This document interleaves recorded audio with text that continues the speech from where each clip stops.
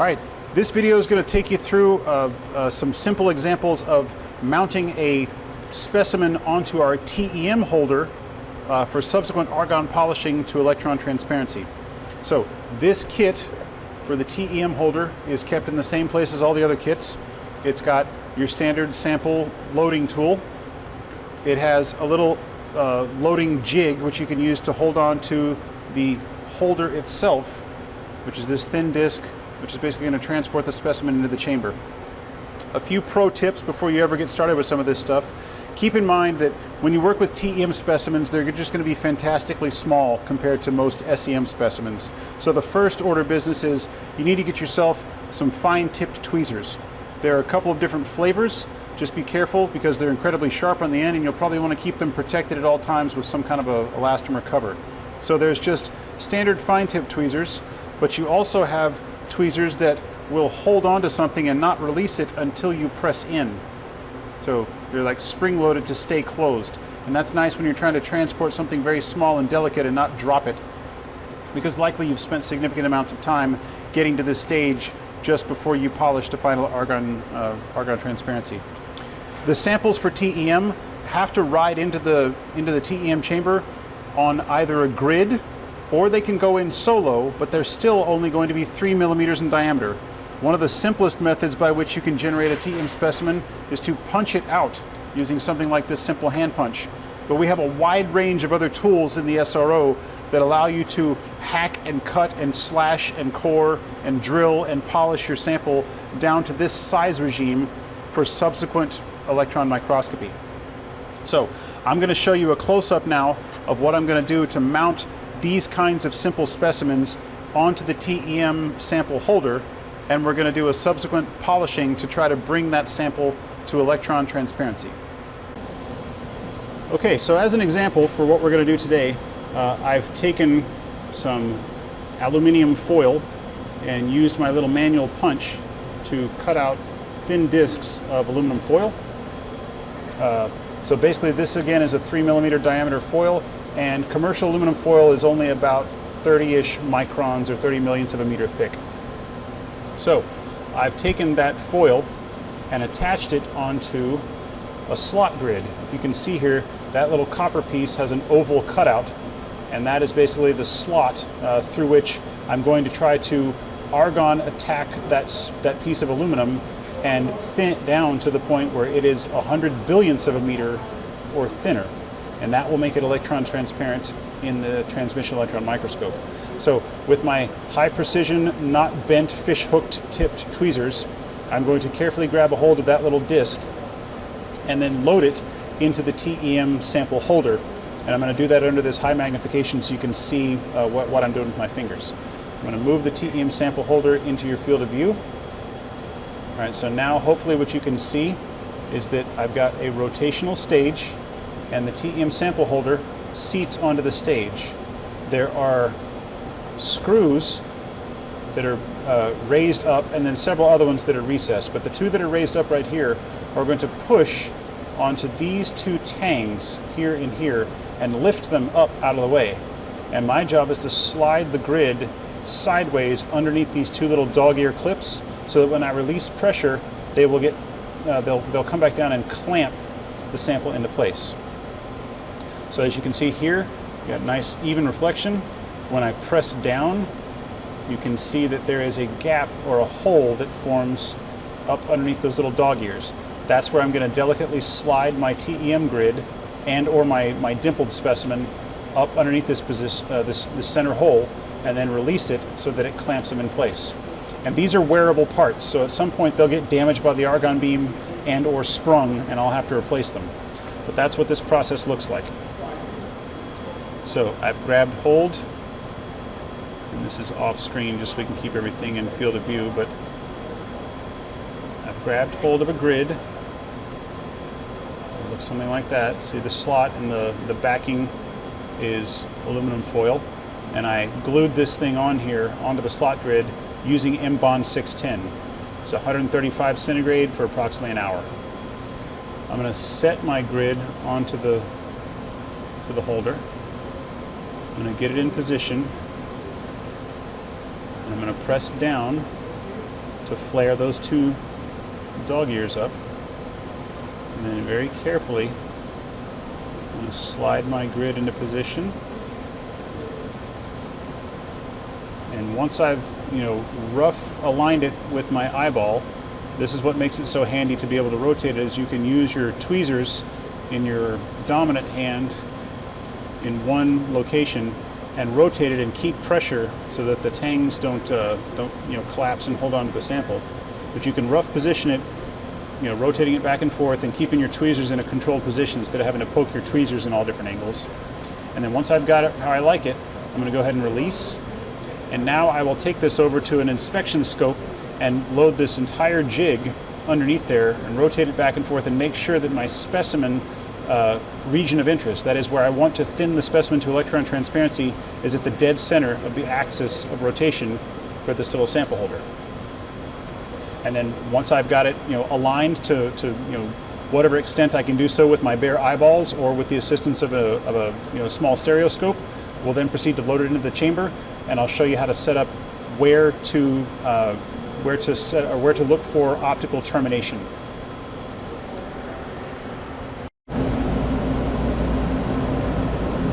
All right, this video section is going to be for loading and executing a thinning process on a TEM sample. So I've loaded in a very small slot grid with a piece of aluminum foil adhered to it with M-Bond 610. Notice that the sample loading tool for the TEM sample holder is very different from the loader for the SEM tool, so don't mess them up. They have human readable text right here. But the same process occurs where you clip the sample holder into the detents and then set it into the load lock so that it stands up vertically. In this particular instance, you'll notice that the sample sits much higher in the load lock. And it's such that these particular samples that are riding on this TEM grid, TEM sample holder, are going to interface with the top set of wheels. So that is these guys here, here, and over here. So watch that as I actuate it. So now that TEM sample holder is gripped by the drive wheel on the top and the two passive wheels, again, also on the top. That's markedly different from what you just did if you warmed up the system using the SEM sample holder. So top drive wheels, very important to remember. All right, so now we've got our sample in the load lock. I'm going to retrieve my sample loading tool, place it over here, and close the load lock. Fingers out of the way. All right, now we're ready to take a look at our main screen here. And again, I'm able to move my sample in. And it's going to be important that you get a chance to take a look at your specimen exactly where it sits before you start this process, because it's only going to get perforated by the argon in one particular spot. And that's one of the ways that we're going to control this process, is to execute the process not with a simple timer function like so in the termination options, but rather to use an optical termination condition. So first thing I'm going to do is make sure that I've got everything configured for SRO user, that's the topmost level. The sample holder that I'm using now is the TEM standard holder. I'm not going to use any particular sequence for this process, and I'm going to go to a step called plan view thinning. And what plan view thinning is going to do is it's going to turn on both guns, 7 kV, 2.6 milliampere, 5-degree gun angle, and a 5-degree milling angle. So that implies again that the substrate or sample angle is 0 degrees. And I've got the milling time set to 1 hour at this point. That's pretty long, and I don't know that I'm going to need all of that time, but I want to make the milling time as long or longer than I think it's going to take to perforate all the way through my material. And in that fashion, I'll be able to go into my termination tab and trigger it to optical, and I'm going to show you how that process works. We're basically going to use a special LED source that is behind my sample, and I'm going to tell the camera to check for the emergence of pixels within the camera view here that have turned white. And the only way that can work when I backlight my specimen and turn the sample white, or turn the pixels white, is when the argon has actually punched a physical hole through the specimen. And once you go into electron microscopy land and zoom into that little hole, you'll find all kinds of electron transparent regions around it, almost like the shore around a mountain lake. So we have to define where is it supposed to look to find said pixels that turn from black to white whenever I perforate the sample with the argon beam. And this optical termination will stop the process once I've reached a certain hole fraction within a defined area for pixels that have turned from black to white. The only other things that will stop the process are when the original milling time has elapsed, or when the user presses the stop button to abort a process. So the first thing I need to do is go to my camera controls up here in the left-hand side of the screen and zoom in. So that's the magnifying glass.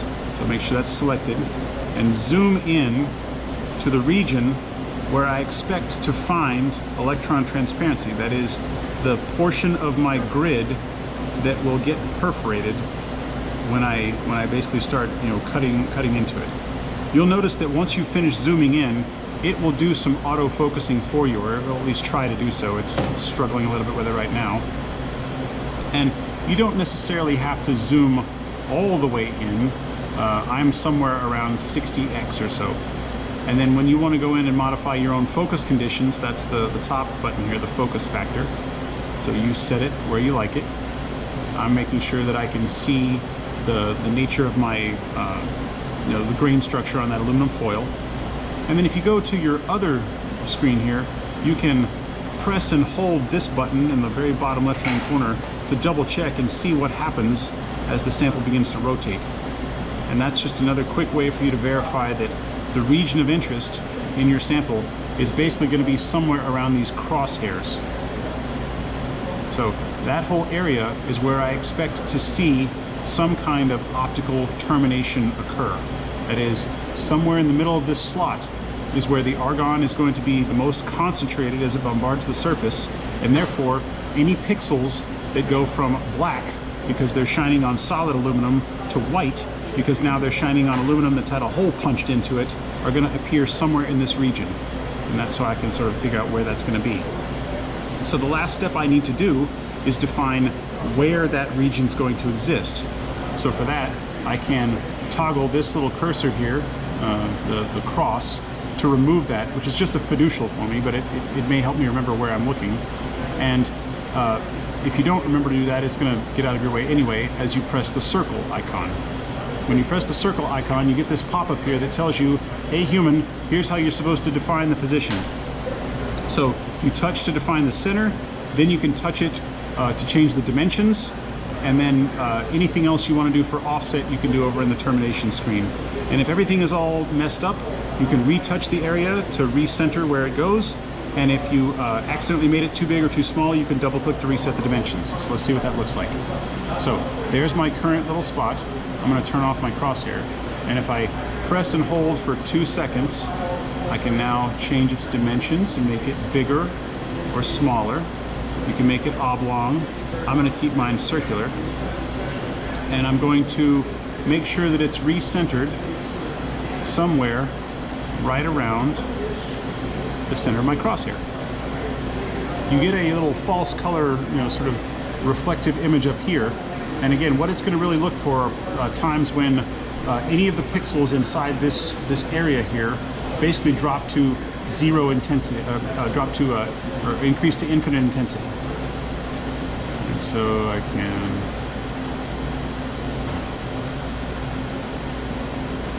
change the dimensions very slightly, recenter in this position. And again, if I want to double check and make sure that that's going to be realistic, I can rotate my specimen by pressing and holding the circle. And so what I'm going to assume is that most of my argon is going to hit in the dead center of that plus sign. And so whenever a certain number of pixels within this circle I've drawn turn from dark to white, it will stop the process for me. All right, so I like where my circle is. If I didn't, I could retouch to change the size. Press once to change the center location, and then press and hold for 2 seconds to resize. So somewhere within this little area, I'm expecting to get optical termination. And there we go. All right, so if I go to my termination screen now, I'm going to increase the hole fraction to 5% to say, all right, right now, I'm going to need the hole fraction to get to 5% or higher in order for this to count as being optically terminated. The pixel sensitivity is at a threshold of 50%, and the transmitted light is going to be set to 15% power. Those are defaults from the manual. And any diameter offset you can change for a certain number of pixels. That's for very fine tuning exactly where you want the perforation to occur. The last thing that you see here in the red cell is the actual fraction right now. It's saying that it's 14 or 15%, but that's because it's getting white light coming back to it from one of the cameras. So we're going to go and turn that off in this screen. You can see that the incident light is at 100%, and if I turn that off, now you can see that basically there's no illumination on the top surface. And if I select this other little icon over here and turn that up to 15%, so that's the transmitted light, basically what I can see right now is that when I have my transmitted light set to 15% power, I see right now that there are no pixels that are white in my image. It's all completely black. And so 5% of the pixels in this circular area are going to have to change from black to white in order to terminate the process. And this is how you set up an optical termination for a TEM specimen. If it already had holes, sometimes you need to make the hole fraction slightly larger. That'll often happen with dimpled specimens. You're just trying to thin out a little bit. So, to review, we've selected TEM standard, no sequence, plan view thinning, 7 kV, 2.6 milliamps, 5-degree angle, 1 hour, or when optical termination happens, whichever comes first. So, I was able to get my sample into my field of view. I zoomed in on it so I knew exactly where I was going to perforate, drew my little circle for optical termination, and I've set my conditions here appropriately. As soon as I start the process, it's going to turn off all the lights, and it will keep checking back and forth, over and over again until I achieve that hole fraction or 1 hour has elapsed. So here we go. So we're going to start the process.